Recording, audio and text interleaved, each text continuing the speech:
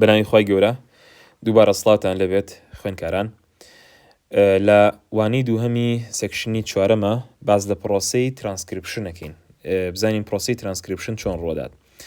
طبعا transcription is the process by which the genetic instruction, the information within the DNA باشا or within a specific gene are transcribed or rewritten into a messenger RNA molecule.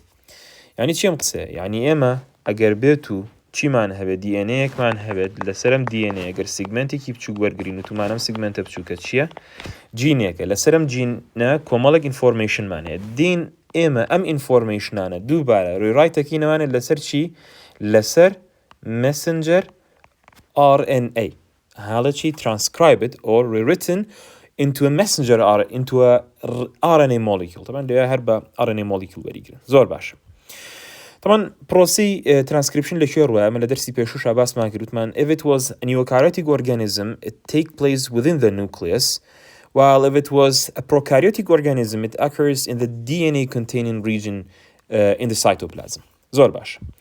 ئێستا ئێمە بەلامانەوە گرنگە باسکردنی دیتیلی پرۆسی ترانسکریپشنە بزانین ئایا چۆن ئەو ئینفۆرمیشنانی کەوا لە ناو DNA ستۆر کراوە باشە ترانسفێر بێت بۆ سەر چی؟ بۆ سەر RNA مۆلیکیولێک چۆن ئەو RNA مۆلیکیولە دروست دەکرێت باشە دوای RNA-یەکە دایرەکتی ئەسمبلی پرۆتینەکە. طبعا in transcription process we have three main steps. The first step is initiation, second one is elongation and the third one is termination.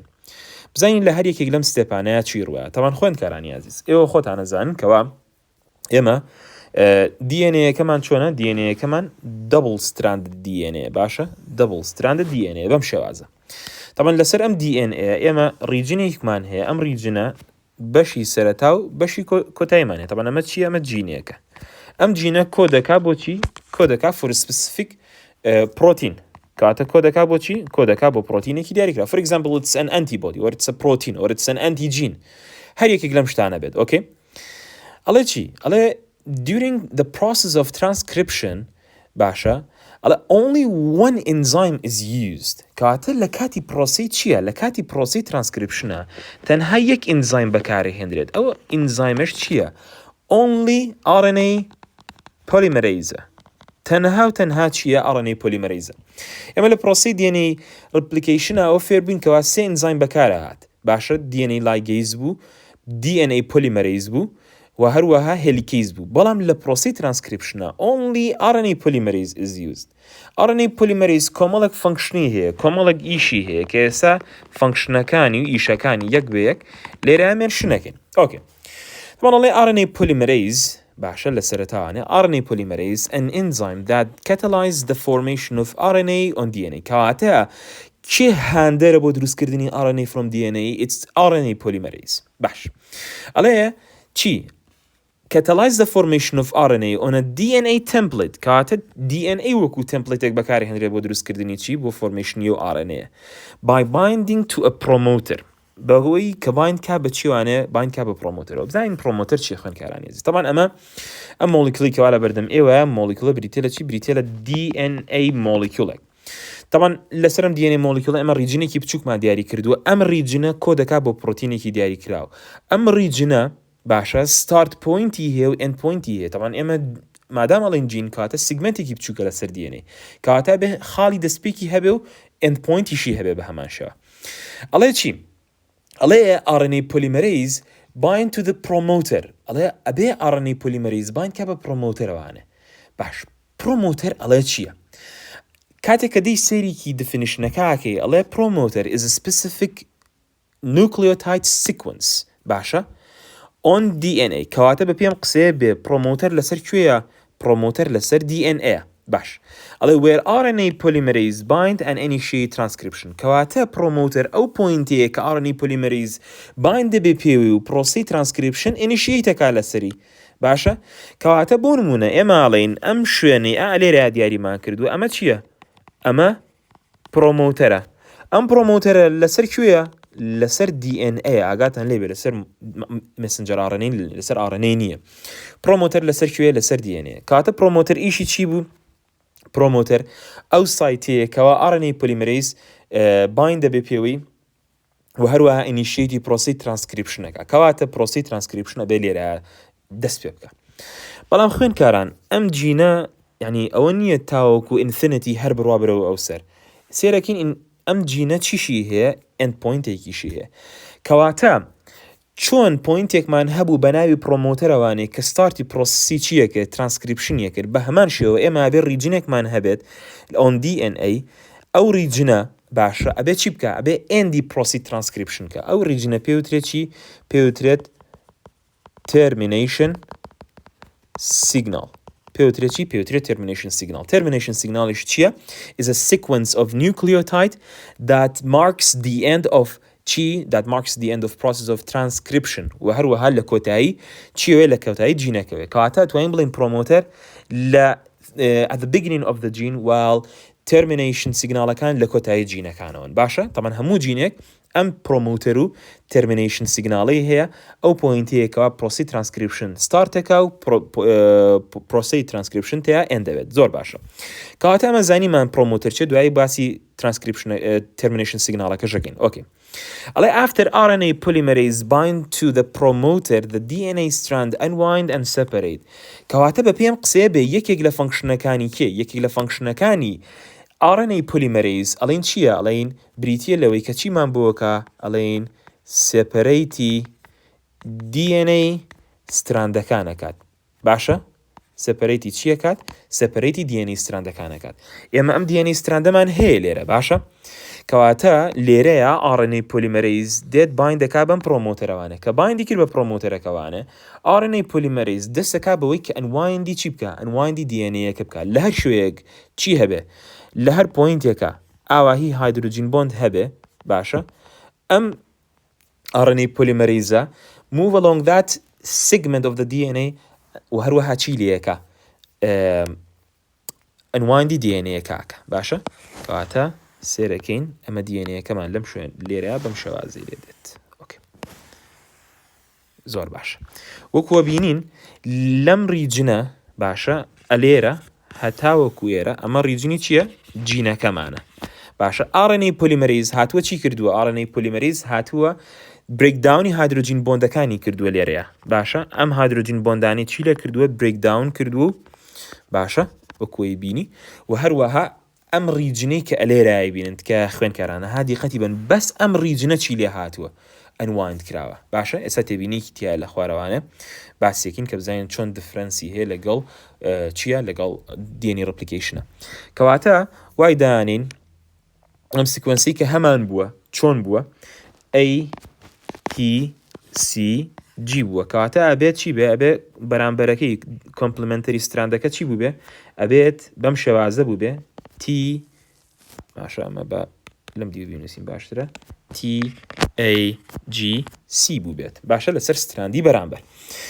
کەواتە ئێستا زانیمان ئەمە چۆن DNA ستراندەکەمان چی لێکرد DNA ستراندەکەمان سێپەرەیت کرد یاخود چیمان لێ کرد ئەنوایندمان کرد باشە ئەنوایندمان کرد باش ستێپی دووهەمیان ئەڵێن چیمان هەیە ئیلۆنگیشنمان هەیە باشە ستێپی دووهەم ئیلۆنگیشنمان هەیە با بین هەر ئەم سیکوەنسیکەوە هەمان بوو کۆپی بکەین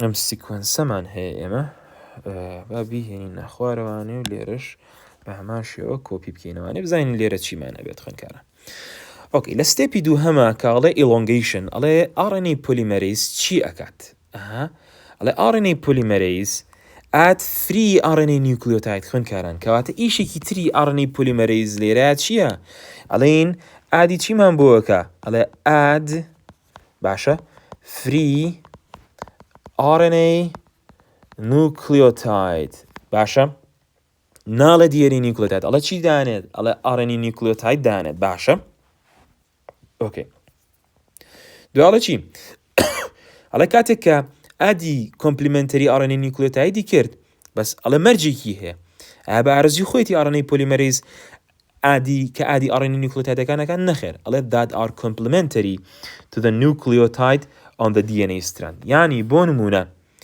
باشە ئێمە ئەچین چیەکەین بۆ نمونە ئایا کاتێک وای دانین RNA polymerase-ەکە بەسەرم ستراندەیە دێت باشە کاتێکە بەسەرم ستراندەیە دێت ئەچێ چیەکە چێ RNA نیوکلۆتایدەکان دانێ کە کۆمپلیمنتەریە بۆم ستراندانە باشە ئێستا وردەکارێکە باسەکەین چۆنە شتە ڕوویە طبعا وەرن سێریکی ئێرەکەن با دوو بخاڵی کەش ڕوونکەینەوانە ئەنجادین ئادی نیوکلۆتایدەکانەکەن ئەڵێ ئاز DNA replication ئەڵێ وەکو DNA replication ئەڵێ یاسای چی بەکارەهێنین بۆی ئادی نیوکلۆتایدەکان کەین ئەڵێ یاسای complementary base pairing بەکارەهێنین so determine the nucleotide sequence in the newly made RNA کاتە بۆی RNA تازەکە دروستکەین یاسای complementary base pairing ڕوون داانێ بۆ نمونە چۆن ئەڵێ گەر بێت و تۆ سیکوەنسێکی چیت هەبێ گەر بۆ نمونە سیکوەنسێکی DNA هەبێ بەم شێوازێ باشە ئەمە DNA کە سیکوەنسێکی بەم شێوازێ ATCGA ئەڵێ گەر تۆ بتێ RNA دروستکەی باشە ئەڵێ کاتێک کە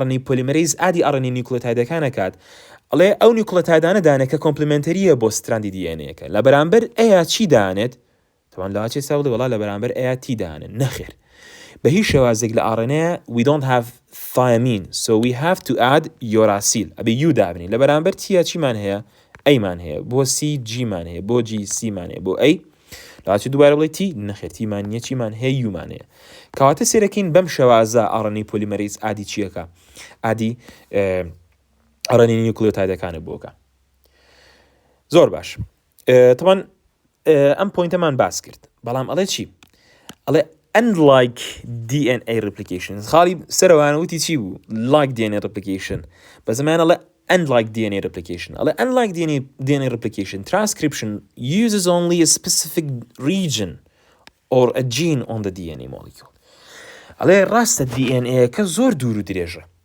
بەڵام ئەڵێ لە پرۆسی ترانسکریپشنە ئێمە هەموو DNA-کەمان بە پێ ناوێت لاچی DNA هەبێ 1 متر ببێت بەڵام ئێمە لاچێ only a few centimeter of that DNA is used باشە لە پرۆسی چیە لە پرۆسی ترانسکریپشنە بۆ ئەڵێ چی ئەڵێ only a specific region of the DNA is used وەکو لێرای بێن سێرەکەین ئێمە بەس چیمان بەکارهێناوە خۆ لێرەش چیمان هەیە لێرەش سیکوەنسی DNA-مان هەیە بەڵام ئێمە ئەوانەمان بەکار نهێناوە ئەمانە هەر چین هەر هایدروجین بۆندەکە لێرە هەیە بەس هاتوین بەس کوێمان کردوێتەوانێ بەس ئەم ریجنە هاتوین ئەنواینڈمان کردو و سەپەرەیتی نیوکلۆتاید بەیس پێرەکانمان کردووە ئۆکێ ئەمە پۆینتێکی زۆر گرنگ کە ئاگاتان لێ بێ پۆینتێکی تر ئەڵێ چی ئەڵێ only one of the two DNA strands serves as a template ئێمە لە پرۆسی DNA replication-ە کاتێک کە باسمان کرد چۆن DNA replicate بوو دیقەتمان داکەوە هەردوو ستراندی DNA کە سەپەرەیت بوون لەگەڵەوەی هەردوو ستراندەکە سەپەرەیتە بوون هەردووکیشان they were used as a template to make a new strand بەڵام لە پرۆسی ترانسکریپشن و پرۆسی دروستکردنی RNA ئەڵێ only one of the strand is used as a template to make RNA تۆ ئەبێت لەم شوێنەدا باشە بیت یان چی بەکاربێنی ئەبێ بیت یان ئەو ستراندەی سەرەوانە بەکاربێنی وەکو چی وەکو تمپلیت یان ئەبێ ئەمان بەکاربێنی وەکو تمپلیت یان ئەبێ ئەمان بەکاربێنی وەکو تمپلیت باش لە کەیسی ئێمە باشە کامیان بەکارهێنین وەکو تمپلیت طبعا ئەمە پرۆمۆتەرەکەمان بوو لێرەم پرۆمۆتەرە کێ باین پێوەی لەسەرەوە باسمان کرد ئەوە RNA پۆلیمەرەیز بایندی کردی بوو پێوەی سێریکەن ئەمە RNA پۆلیمەرەیز هاتووە بایندی کردۆ بە یەکەمین نایترۆجین بەیسەوانە RNA پۆلیمەرەیز دەبن خوێنکاران ئەوە نییە ڕاستەوخۆ RNA پۆلیمەرەیز بەیەکجا بچێ هەموو ئەو ریجنە بکاتەوە نەخێر پارت ئەی کاتەوانە سەرەتا ئەم پارتە ئەنواین دەبێ و هایدروجین بۆندەکەی تێگەشکێت ئادی RNA نیوکلۆتاید دەکرێت دوایەوە ئەم پارتە تێگەشکێت دوایەوە ئەم پارتە تێگەشکێت دوایەوە ئەم پارتە تێگەشکێت کاتە سیگمنت ئەڕۆینە پێشوانە so ئەڵێ کاتێک کە RNA polymerase باشە move forward on the template strand کەواتە ئێستا ئێمە بەم ستراندە ئەڵین چی بەم ستراندە ئەڵین template strand بەڵام بەم ستراندی کیان ئەڵم چی بەم ستراندانم نەن template strand کە زۆر ئاگادار بن خوێنکاران ئەگەر لە ئیمتیحانە پێ دووترا non template strand ئەوە مەبەستی ئەم ستراندەیە کە بەکار نەهاتەوە بە دروستکردنی RNA ئەگەر پێ دووترا template strand it means the strand that have been used as a template for making the messenger RNA سەریکەن خوێنکاران کاتێک کە RNA polymerase move along this template strand ئەڵێن in opposite of each nitrogen base ئادی complementary RNA nucleotide دەکە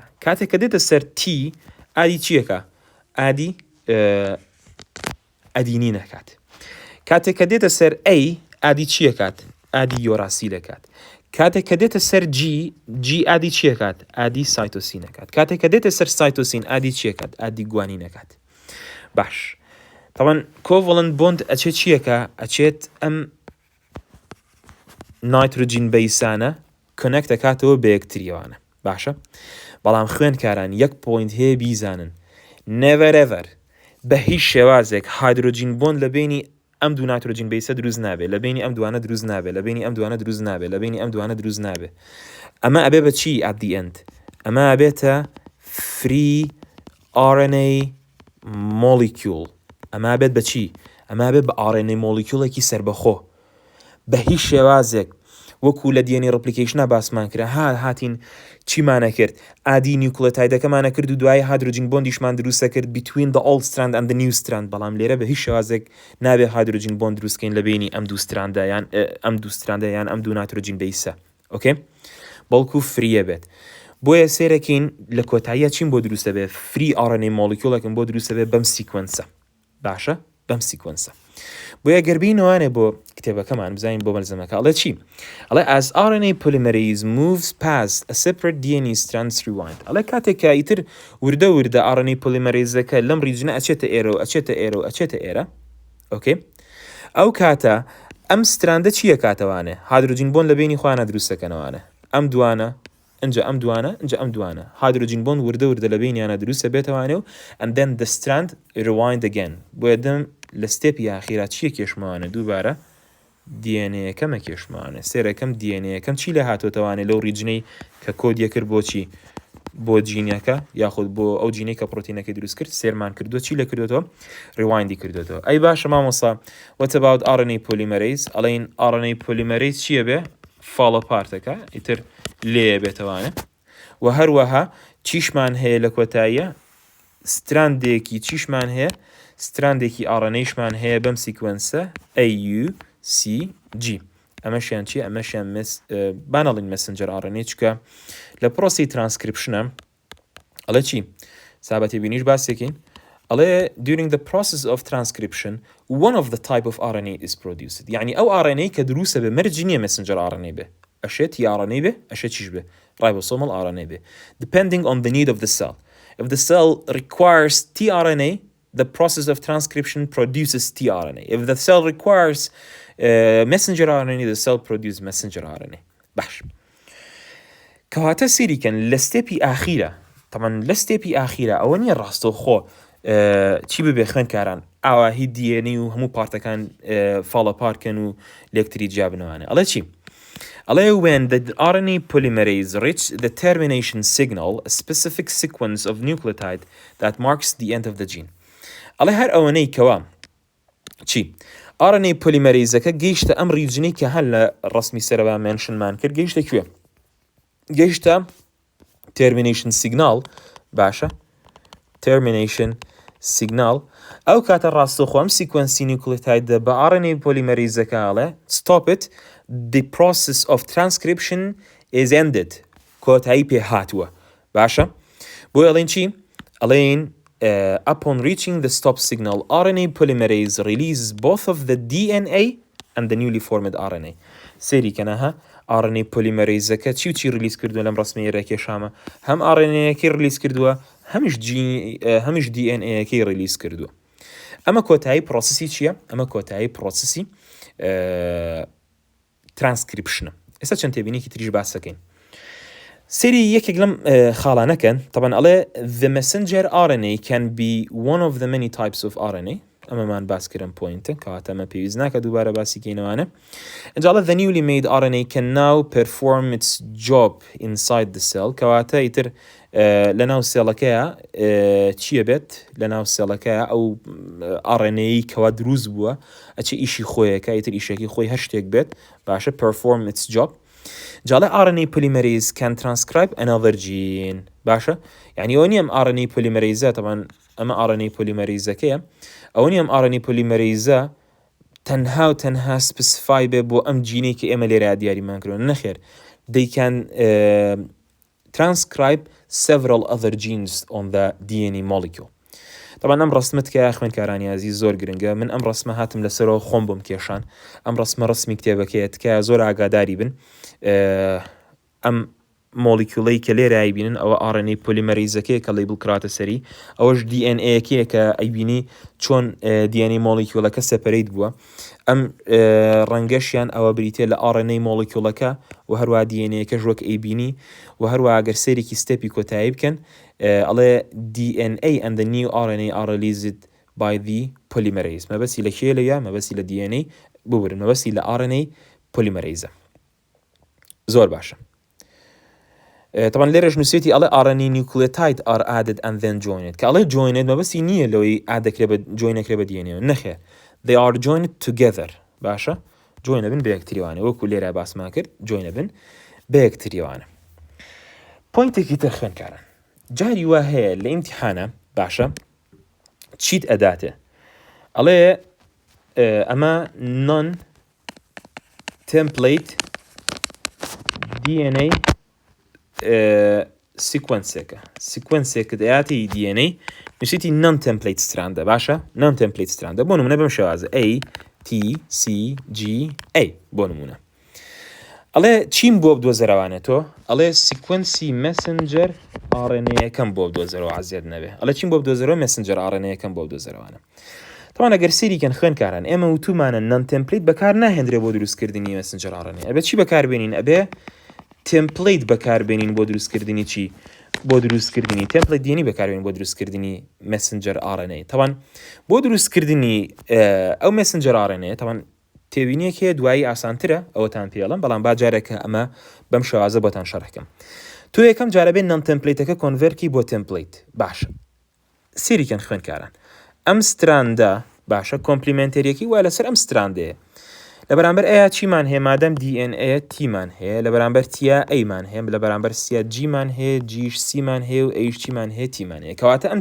ستراندی کە دروستم کردووە سەر لێرە ئەمە چییە ئەمە تمپلیت DNA کەواتە من ئێستا توانم ئەم تمپلیت DNA بەکار بهێنم بۆ دروستکردنی چی بۆ دروستکردنی مەسنجەر RNA باش کەواتە ئێستا ئەگەر ئەم DNA کۆنڤەرکین بۆ RNA بێ چی بکەین ئەبێ ئەم تیا باشە لە بەرامبەر تیا چیمان هەیە ئەیمان هەیە لە بەرامبەر ئەیە چیمان هەیە U G ئەبێ بە C C ئەبێ بە G تیشە بێ بە ئەی کەواتە سێرەکەم ئەمە چییە ئەمە بریتە لە ئەو مەسنجەر RNA مۆلیکیوڵی کەوا دروستم کردووە تێبینێکی ئاسانتر هەیە کوڕینە خوێنکارانی عزیز طبعا لێرە نووسیتی non template هەر کاتێک لە ئیمتیحانە non template یایتی وتی بیگۆڕە بە مەسنجەر RNA تۆ فکرەکە زۆر ئاسانە وەرە هەرچی نیوکلیۆتاید سیکوەنسەکانە وەکو خۆی دایبنێرەوانە ئەها A A C C G G A A تەنها و تەنها ئەگەر لە ناو تمپلیتەکە تی هەبوو بیگۆڕە بەچی بیگۆڕە بە U پێویست ناکا و کاتە بچی تمپلیت دۆزیتەوانە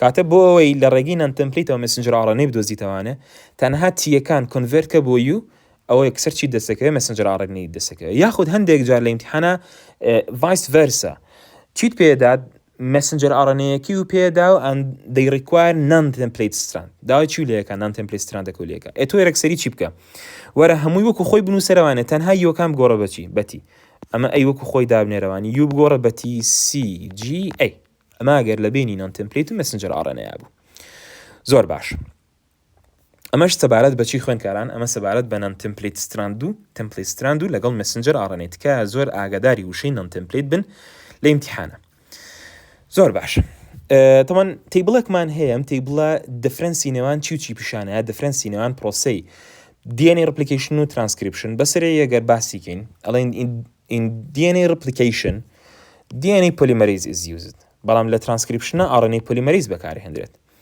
هێلیکەیز ئێنزایم سەپەرێتی DNA ستراندەکانەکە بەڵام لێرە RNA polymerase سەپەرێتی DNA ستراندەکانەکە باشە زۆر چاکە لێرە ئاڵێ دوو ستراندەکە و هەردوو ستراندی DNA لە پرۆسی replication-ەوە و template بەکارهێنرێت بەڵام لێرە لە پرۆسی transcription only one of the strands is used as a template لە replication سێ ئێنزایم بەکارهێنرێت بەڵام لە transcription یەک ئێنزایم بەکارهێنرێت لە پرۆسی DNA replication ئاڵێ دوو دانە ستراندی تازەی DNA دروستە بێت بەڵام لە transcription ئاڵێ produce one of the types of RNA لە پرۆسی replication ئاڵێ happens before the cell divide بەڵام لە transcription ئاڵێ during the process of protein synthesis کاتە لە کاتی دروستکردنی پرۆتینە ئەمە چی دروست دەکەین ئەمە پرۆسی ترانسکریپشن ڕوەدات با چەند پرسیارێک هەڵکەین بۆی باشتر لەم بابەتە تێبگەن خوێندکارانی عزیز تەمان یەکێک لەو پرسیارانە ئەڵێ چی ئەڵێ the sequence of nitrogen bases in a DNA molecule is وەرن با من بینوستمەوانێ ئەڵێ چییە ئەڵێ GTA TAC AGC باشە ئەڵێ ئەمە سیکوەنسێکی چییە ئەڵێ ئەمە سیکوەنسێکی DNA داوای چی لێیەکا بیدۆزیتەوانە داوای سیکوەنسی مەسنجەر RNA-یەکەی لێیەکە باشە خوێندکاران بۆی مەسنجەر RNA بدۆزمەوانە ئێمە چیمان هەیە لە بەرامبەر G-ە C-مان هەیە TAAU کاتە CAU کام لەمانە CAU سێرەکەم بەس ئۆپشنی CCAU ئەوانی کە هیچی CAU نییە کاتە وەڵامی ڕاست بریتە لە C زۆر باش پرسیارێکی ترمان ئۆکێ